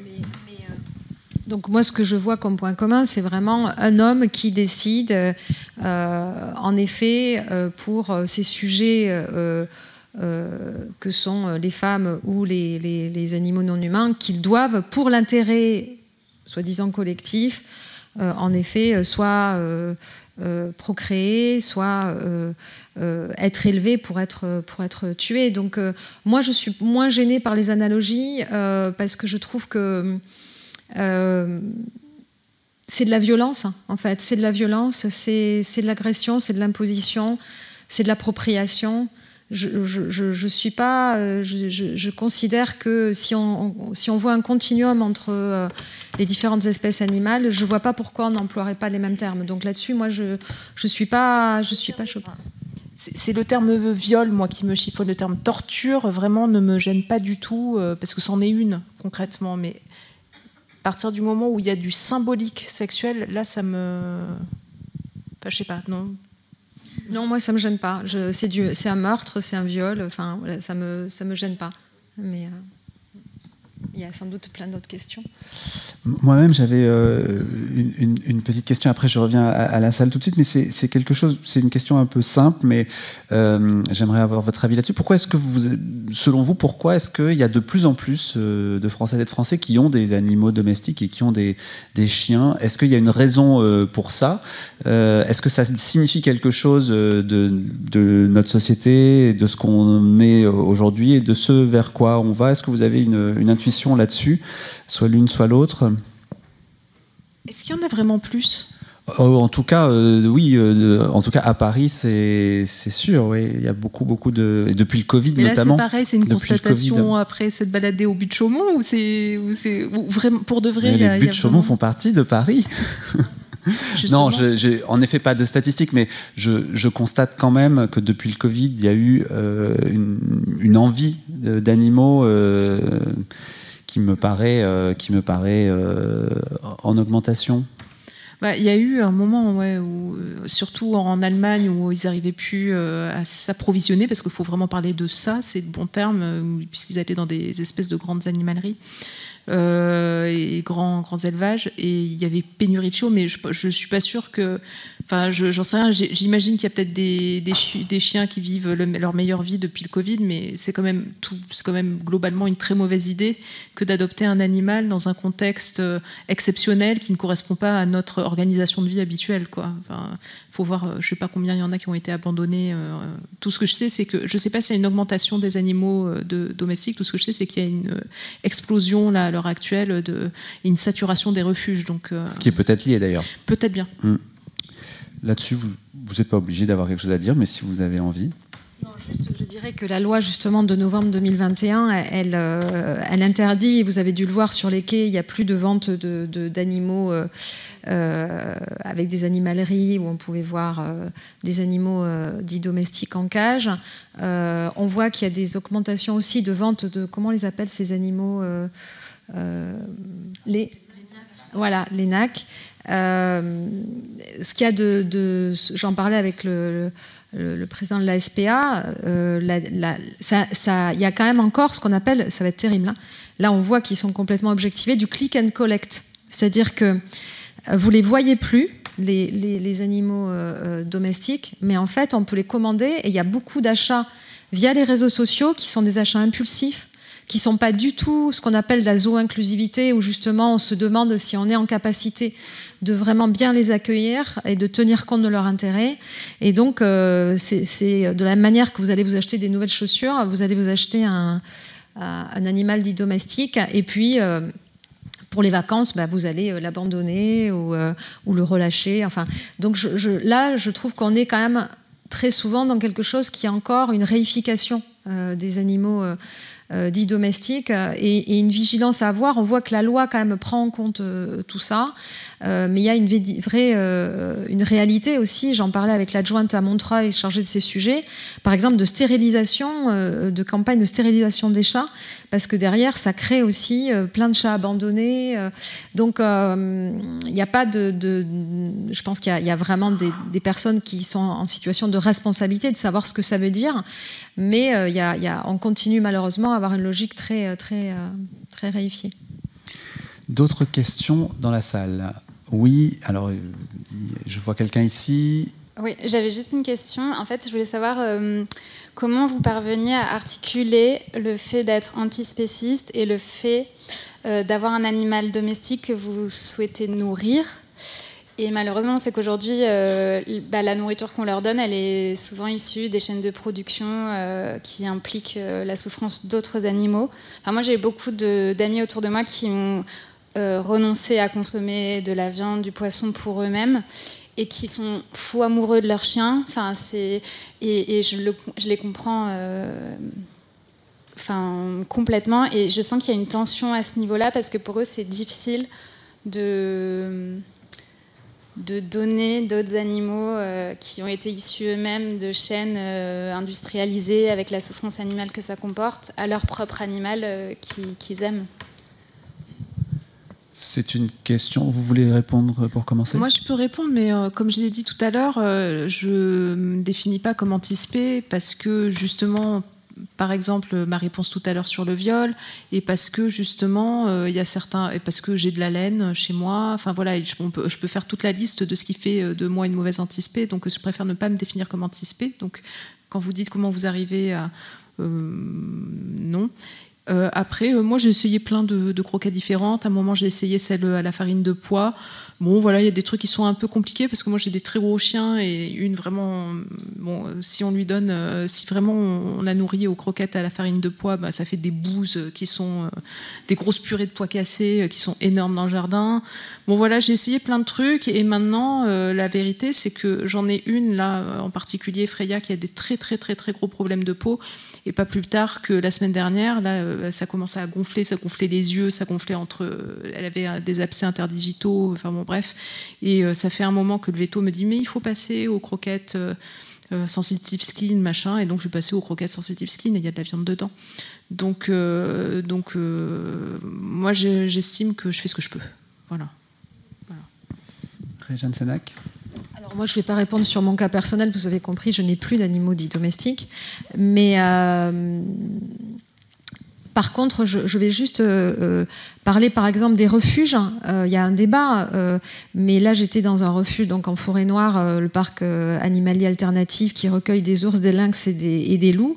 Ils les nourrissent aussi avec de la viande en fait en fonction de leurs besoins. Donc la difficulté, et il y a un débat parmi les antispécistes de savoir comment on fait quand on recueille des animaux non humains qui eux-mêmes mangent d'autres individus non humains, et est-ce que c'est vraiment cohérent, efficace?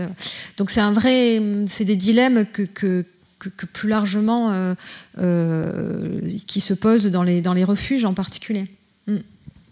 Donc vous ne tranchez pas vraiment là-dessus non plus, enfin vous interrogez quoi. En fait, là, je ne parle pas de mon cas personnel, je parle plus largement des débats qui ont lieu aussi entre les antispécistes, à savoir ce qui est efficace et ce qui ne l'est pas, et comment est-ce que pour certains animaux non humains, eux-mêmes mangent d'autres animaux non humains. Est-ce qu'on fait de l'ingérence ou pas? De quelle manière? Qu'est-ce qui est tenable? Donc tout ça est plein de complexité. En tout cas, c'est potentiellement faisable. Il y a des croquettes qui sont enrichies, enfin croquettes végétariennes qui sont enrichies en L-carnitine, parce qu'en fait, il faut ajouter la L-carnitine si on ne leur donne pas d'alimentation carnée. Mais de la même façon que quand on est végane, il faut prendre de la B12. Donc voilà, quoi. C'est pas, ça reste. De toute façon, on vit dans un monde industrialisé, donc moi, ça me choque pas. Voilà, qu'on leur serve. Parce que souvent on nous dit ah oui mais tu vois bien si tu leur donnes la L-carnitine c'est bien que c'est pas fait normalement pour leur organisme, etc.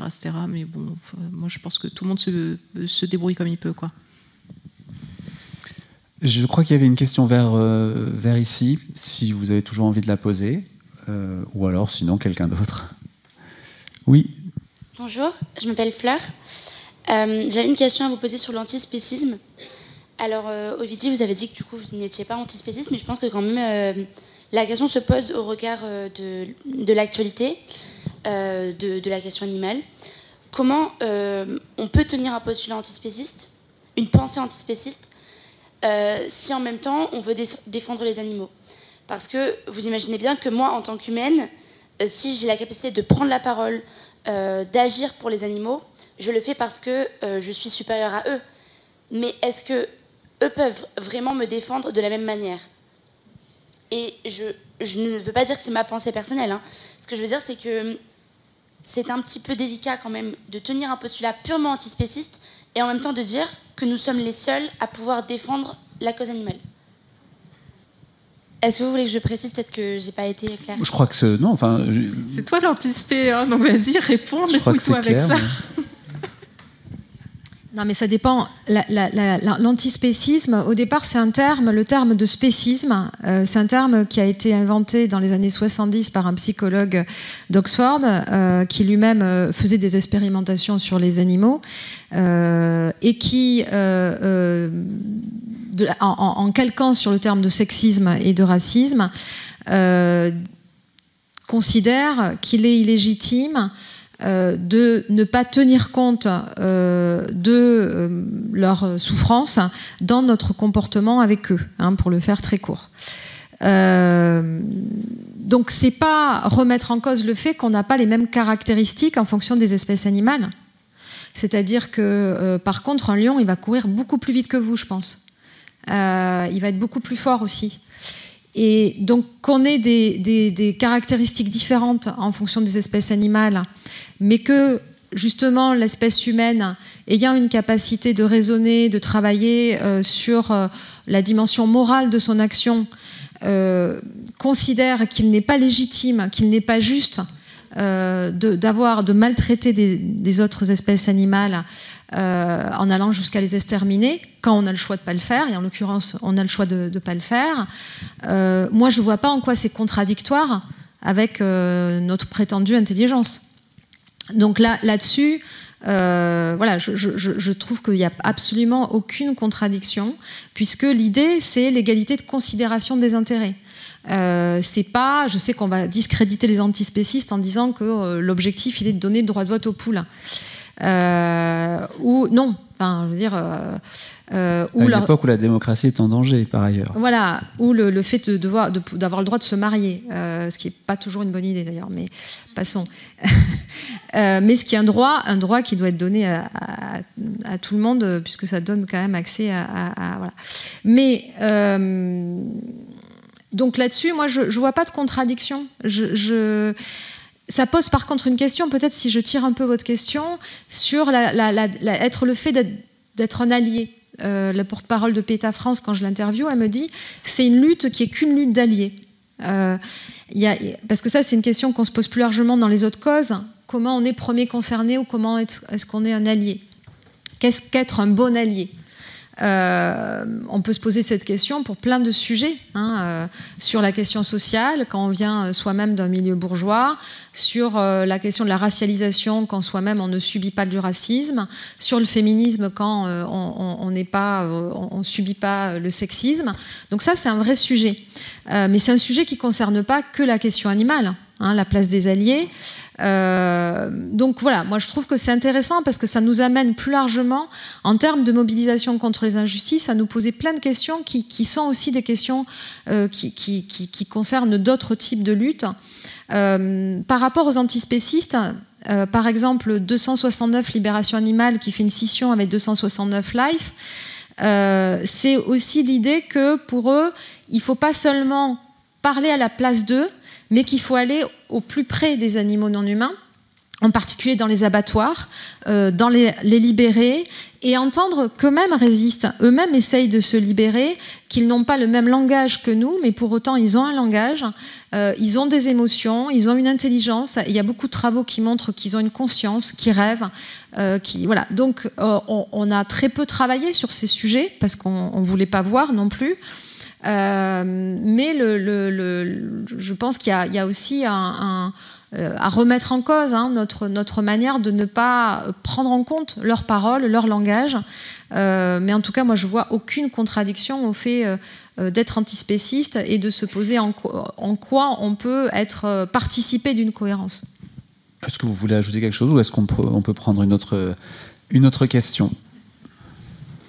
Bonsoir, Solène, militante féministe et antispéciste. Vous l'avez rappelé pendant vos deux interventions, on observe qu'il y a une majorité de femmes et de personnes issues des minorités de genre dans les mouvements antispécistes, animalistes et pour la libération animale. Je voulais savoir si vous saviez, alors je m'adresse peut-être plus particulièrement à vous, Réjeanne Sénac, vous travaillez sur ces milieux, mais Ovidie, vous l'avez également évoqué lorsque vous avez parlé du MLA. Est-ce qu'on peut observer des dynamiques genrées par rapport au répertoire d'actions qui sont utilisés par ces collectifs? On pense par exemple à la désobéissance civile, qui est peut-être un répertoire d'actions peut-être un peu plus connoté masculin, avec aussi des codes virilistes qui peuvent apparaître dans ces mouvements. Est-ce que c'est quelque chose qui s'observe sur le terrain ou pas vraiment? Ovidie ? Moi, je vais te laisser répondre plus longuement parce que tu as certainement plus de billes que moi, mais il n'y a pas très longtemps, j'interviewais un doctorant qui avait fait sa thèse sur le mouvement de libération animale, sur le front de libération animale, donc sur les actions clandestines, les libérations d'animaux de laboratoire, etc., etc.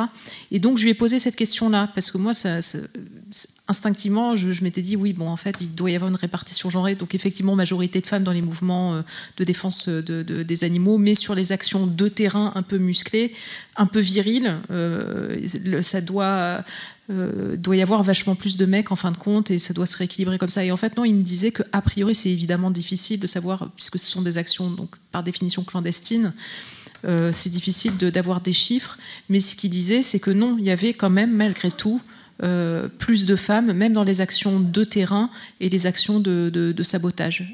Lui, il travaillait surtout sur le Front de libération animale aux États-Unis, et il disait que là-bas, ils avaient observé qu'il y avait toujours plus de femmes, même sur les actions de sabotage.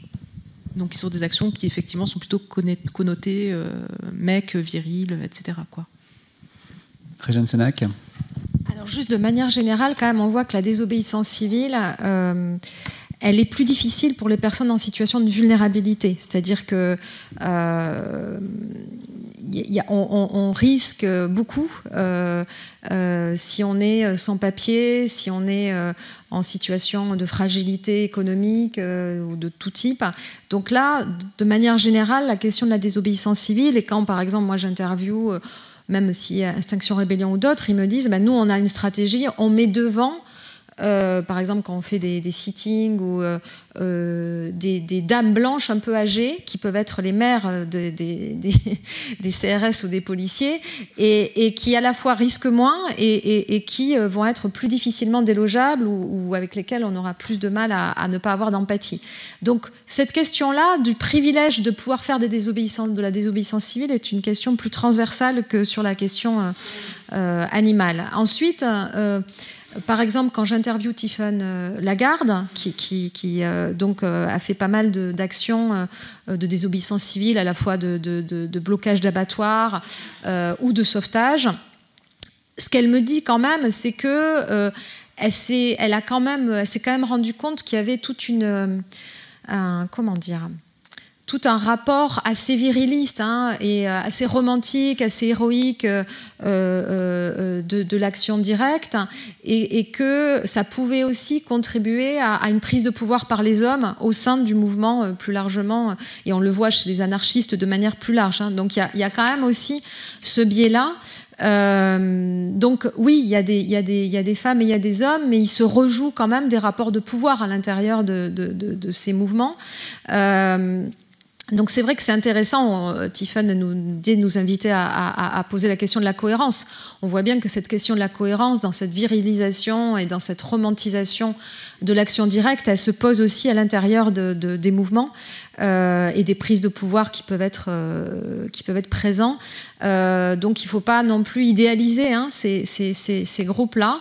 L'enjeu, et je trouve ça très intéressant, c'est d'aller au plus près des animaux non humains et de montrer que les ennemis, c'est pas les ouvriers d'abattoir, qui sont souvent des personnes qui sont de la population la plus vulnérable, souvent des nouveaux arrivants, ou c'est pas les éleveurs qui, pour la grande majorité, sont dans des vies dures et des vies quand même plutôt, pas les gros de la FNSEA, mais les éleveurs sont vraiment en détresse sociale.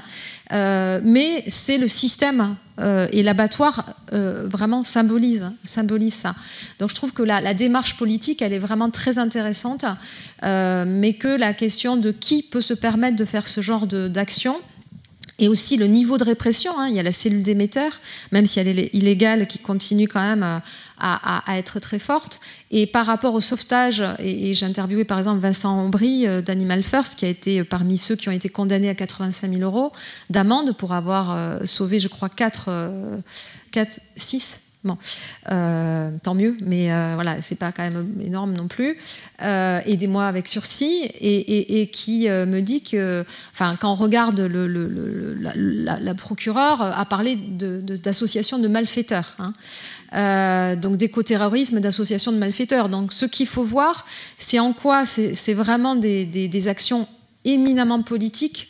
Pas que symbolique, parce qu'il y a une dimension très matérielle, de bloquer des lieux d'exploitation et d'extermination, de sauver des individus, mais de le publiciser.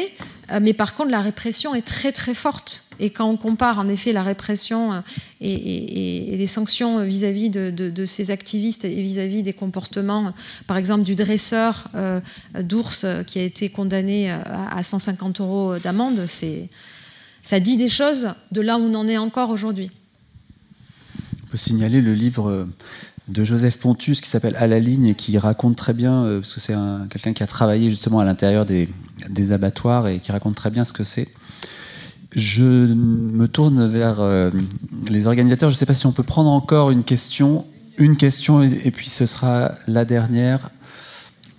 Bonjour, j'ai pas forcément une question en fait, plus voilà, sans vouloir m'en poser, mais si on peut débattre sur les autres questions par rapport aux croquettes des animaux, en fait, ce qu'on donne aux chiens et aux chats, c'est pas forcément ce que nous on va manger, c'est plutôt les déchets. Voilà, que les humains vont pas en manger et du coup on les transforme, donc il n'y a pas vraiment d'abattage d'animal directement, enfin dans des cas généraux, voilà, pour donner aux animaux et non humains. Et effectivement, comme vous l'avez dit, il y a eu une augmentation des animaux domestiques pendant le Covid. Je travaille dans vous avez les chiffres alors? Non, j'ai pas les chiffres. C'est pas qu'au but de Chaumont.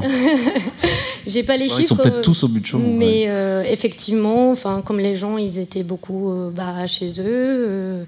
Je pense qu'ils se sentaient seuls et aussi ils ont pensé avoir plus de temps, ce qui n'est pas forcément le cas. Et que du coup, ça m'arrange parce que comme je travaille dans le milieu, j'ai eu pas mal de boulot là-dessus.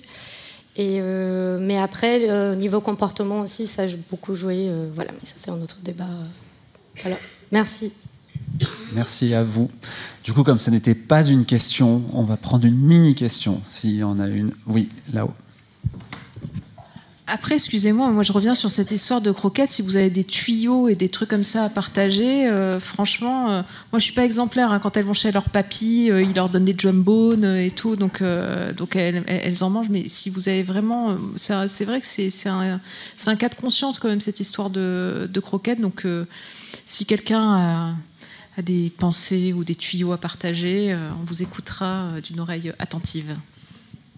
Bonsoir. Moi, j'avais un peu une question par rapport à la sphère domestique. Vous avez beaucoup fait le lien entre les violences faites aux femmes, la domination et l'exploitation et la maltraitance entre les femmes qui sont exercées sur les femmes et sur les animaux.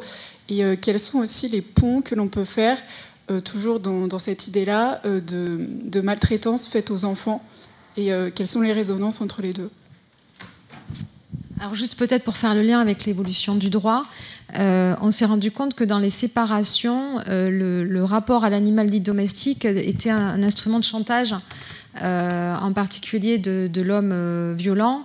Et donc maintenant, quand on a des cas de séparation en lien avec la violence, en fait, la garde de l'animal dit domestique est donnée à la femme pour pas qu'il y ait ce type de rapport de violence.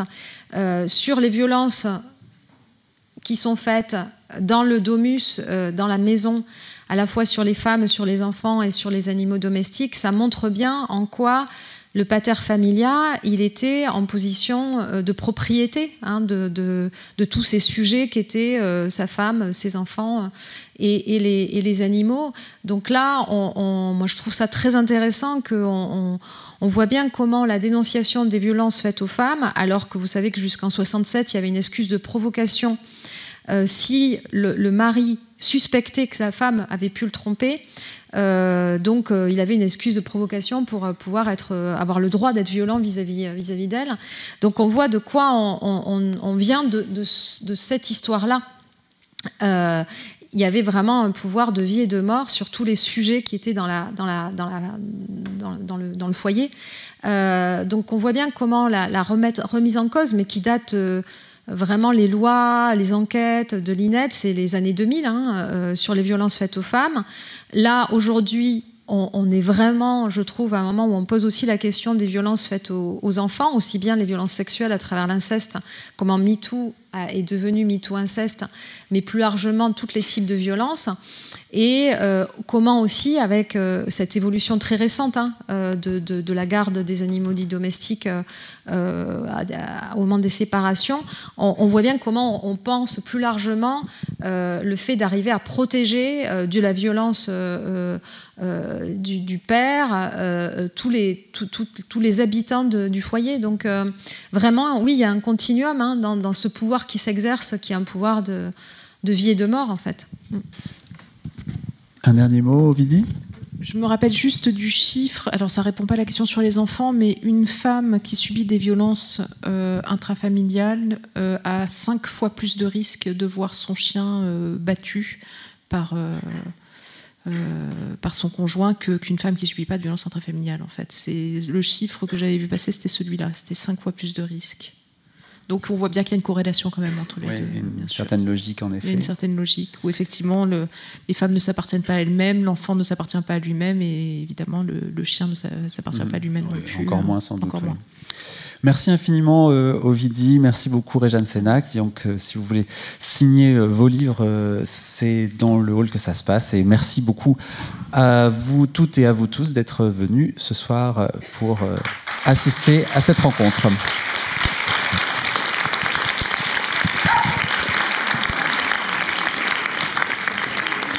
Il a été parfait pendant il ou elle.